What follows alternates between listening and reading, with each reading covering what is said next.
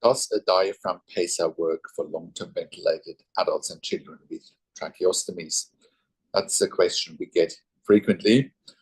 My name is Patrik from intensivecarehome.com, and let's do a deep dive into that question today in this tip. So one of the questions that we're getting frequently is a diaphragm pacer working for long-term ventilated adults and children with tracheostomy? And the answer is, like with many questions, that it depends. So a diaphragm pacer can work for long-term ventilated adults and children with tracheostomy depending on their condition. So diaphragm pacing is a medical technology designed to stimulate the diaphragm, the primary muscle involved in breathing. It can be particularly helpful for individuals with conditions such as high cervical spinal cord injuries. So patients with intact phrenic nerves but impaired voluntary control of the diaphragm, and also it can help work in certain neuromuscular disorders if the diaphragm retains some functional capacity. So, for example, one of our clients with a C1 spinal injury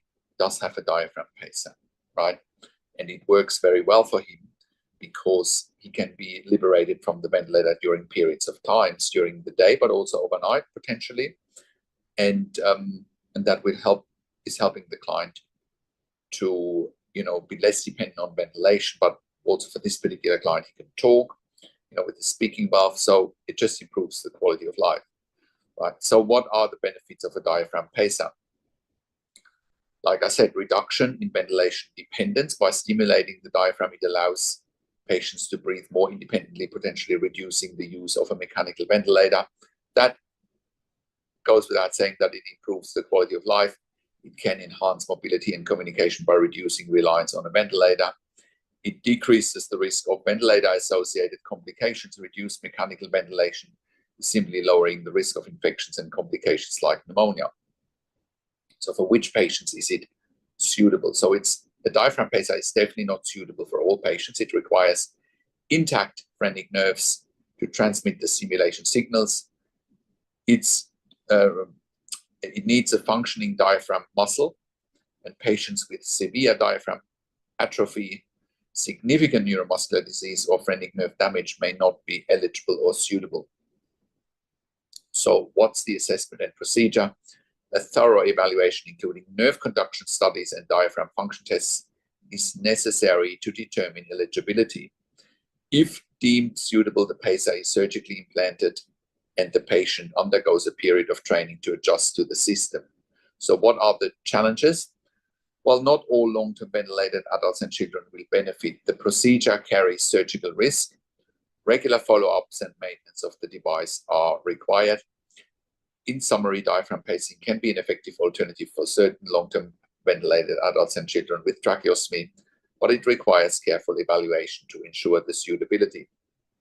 Also from experience, I can tell you, having looked after long-term ventilated adults and children in the community that have a diaphragm pacer, applying the pacer to the patient's, skin, and you need to do that daily. You need to, apply it and then remove it.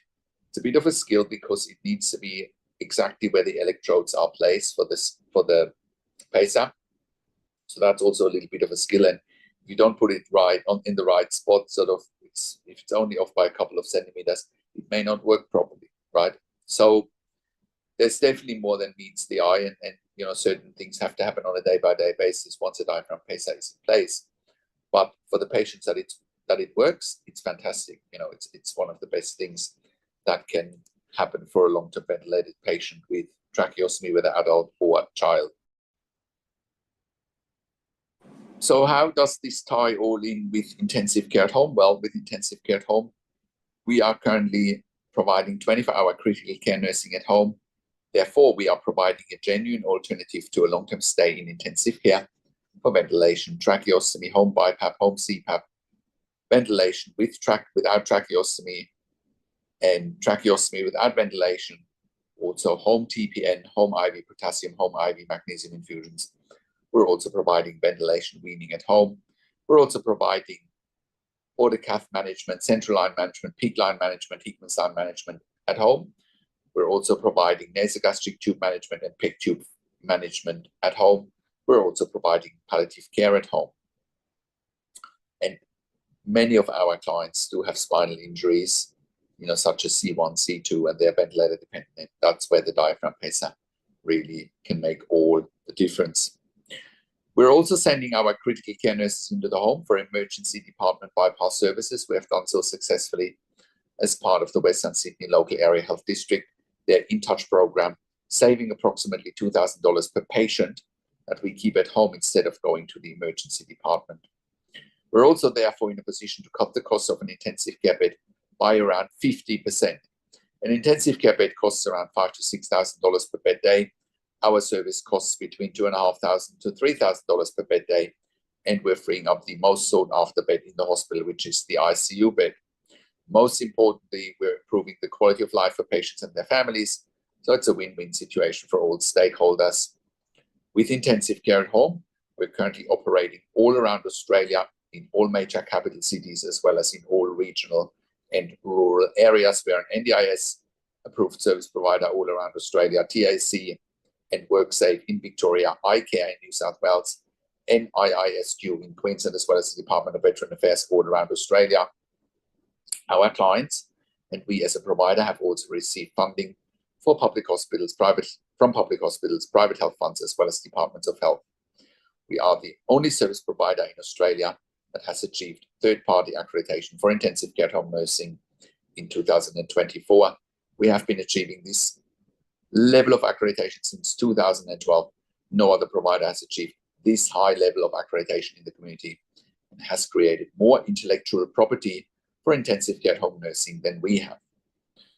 This puts us in a position to employ hundreds of years of critical care nursing experience combined in the community. No other service provider in 2024 employs a higher skill level in the community than we do, which enables us to look after the highest acuity adults and children in the community in Australia safely. And if you're at home already and you're watching this and you realize that you don't have the right level of support, I can show you today how we can help you. One of our first clients over 10 years ago was a client who was at home on a ventilator with a tracheostomy with support workers 24/7. Of course, support workers cannot keep a patient at home on a ventilator with a tracheostomy. That is an intensive care nursing skill. And it's like having support workers instead of intensive care nurses is like flying the airplane with a cabin crew instead of the pilot, because anyone on a ventilator with a tracheostomy is at very high risk of dying or sustaining medical emergencies. And he was going in and out of ICU because support workers simply could not keep him out of hospital and out of ICU because they don't have the skills, the experience, the knowledge, or professionalism to look after a ventilator and a tracheostomy client at home. It's an intensive care nursing skill and a critical care nursing skill only. It's not even the skill of a general registered nurse. Eventually, this client found out about us. We were proving our concept with this client very fast. When we worked with the client, we sent him intensive care nurses 24 hours a day. He never, ever went back into ICU ever again. And we were proving our concept there very, very fast. We can do the same for you. If you're not safe at home, which includes you don't have the right level of funding, right level of skilled staff, and we can help you with that. And it includes the advocacy that goes along with getting the relevant funding. We have always successfully advocated for our clients. Otherwise, we would not be in business. This is also why we're providing level 2 and level 3 NDI support coordination. We have a team of NDI support coordinators and they have a wealth of knowledge. I've done an interview with Amanda Richards, our NDI support coordinator, and I will put a link to an interview with Amanda in the written version of this blog below the video. We are also providing TAC case management and WorkSafe case management in Victoria with Lucy McCotter. And if you're an NDI support coordinator or a case manager from another organization watching this and you're looking for nursing care for your participants, please reach out to us as well. If you're looking for funding for nursing care for your participants and you don't know how to go about it and what evidence to provide, I encourage you to reach out to us as well. We can help you with the right level of funding and with the right level of advocacy. We are also providing NDI specialist nursing assessments done by critical care nurses with a legal nurse consulting background. And if you are a critical care nurse and you're looking for a career change, we're currently hiring for critical care nurses in the home in Melbourne, Sydney, Brisbane, in Albury, Wodonga, in Bendigo, in Geelong, and in Warrigal in Victoria. If you have worked in critical care nursing for a minimum of 2 years, pediatric ICU, ED, and you have already completed a postgraduate critical care nursing qualification, we will be delighted hearing from you. I have a disclaimer though, because we are offering a tailor-made solution for our clients, which includes regular staff. Our clients do want the same staff coming over and over again because they are very vulnerable and very special, and that's why we need regular staff. So if you are looking for agency work where you can come and go, this won't be the right fit for you.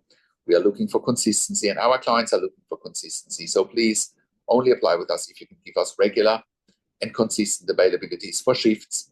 You're really keen on building relationships with us and with our clients. And if you're an intensive care specialist or ED specialist, we also want to hear from you. We are currently expanding our medical team as well. We can also help you eliminate your bed blocks in ICU, ED for your long-term patients or for your regularly readmitting patients with our critical care nursing team at home. We're here to help you take the pressure off your ICU, ED beds. In most cases, you won't even pay for it.